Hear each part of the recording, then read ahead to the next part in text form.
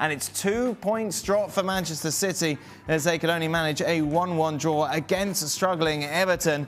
For more on this, let's welcome in Don, shall we? Don, once Haaland scored, considering what happened to Everton against Wolves a couple of days ago, you expect City to kick on, but they didn't. Why not? I think Everton made the game very bitty, Dan. I think the disruptions in the second half altered sort of the flow of Man City. They couldn't get into the rhythm and in their stride. Everton, I've got to say, were really good. Being a side that went 1-0 down inside 25 minutes, you thought, well, this could be anything. Haaland looked as though he was on fire. It was a scrappy game in terms of his performance because he was getting wound up by the three Everton centre-backs. They were getting right in his faces. They were giving a little bit of verbals, especially Godfrey. But it was one of them games where I've got to say, from an Everton point of view, I thought they'd get smashed today. Going 1-0 down, I thought this could be anything, but they recovered well. City weren't at it. Pep made his changes. He made 3 substitutions very late on. Brought Gundogan on, brought Alvarez on, brought Foden on. Only with about 7-8 minutes to go. So I think he left it a little bit late. But it was a very scrappy game, which suited Everton. Well, he thought they were brilliant again. Guardiola. Well, I don't think they were. No, I'm just saying he thought they were. I can't get in the psyche of the manager. I'm just telling you, he thought they played another brilliant game. I didn't see it that way. I did not see it that way. Took Grealish off again, end product. Change the record, boy. Change the record there for me on Grealish. But Kevin De Bruyne had a bad game today, gave the ball away a lot. Yeah, and he was getting frustrated, I think. I think I'm like Don and everybody else. I was thinking he's getting the phone call from the chairman, Frank Lampard, tomorrow. This is going to be embarrassing. But they fought and they scrapped and they hung in there and actually played some of their better football of the season at times, and that against arguably the best team.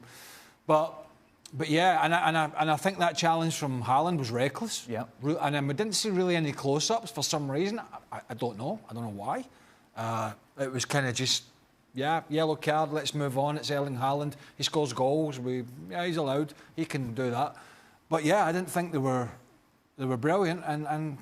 And yeah, Everton good for a point, and what a point for them. I thought it was a yellow for Haaland. I thought that was the right call by the referee. To Craig's point, yes, Guardiola saying that they were brilliant and the other team didn't really come to play football, but in Everton's defence, where they are in the table and the kind of performances you've seen from them, you understand that, and it's almost surprising that City doesn't, at this point, expect that. Everton was a flat back five. Let's not even pretend they had wing backs. It was a flat back five, soaked up pressure and just hoping to keep it narrow and then get a moment of brilliance, and which is exactly what they got from Gray. So if you're Everton, you happy. You leave the Etihad with a point as you do. That's a point very well earned and a point that you did not expect. As Craig said, you could quite easily make an argument that this be 5 or 6. So if you're Everton, you're happy.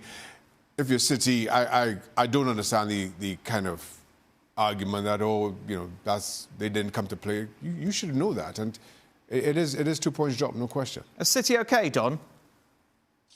I think they are, Dan. I think you saw an Everton side today where I think it depends on your mood on how you play against them. I remember Newcastle being 3-1 up at the start of the season at St James's Park when Newcastle were flying. They ended up drawing the game 3-3. So if you're confident, you feel as though you can take Man City on at their own game, but Everton are in no shape to take them on at their own game. So they had to get wired in. I mean, Kevin De Bruyne lost his head once or twice. He got a yellow card, and that was borderline.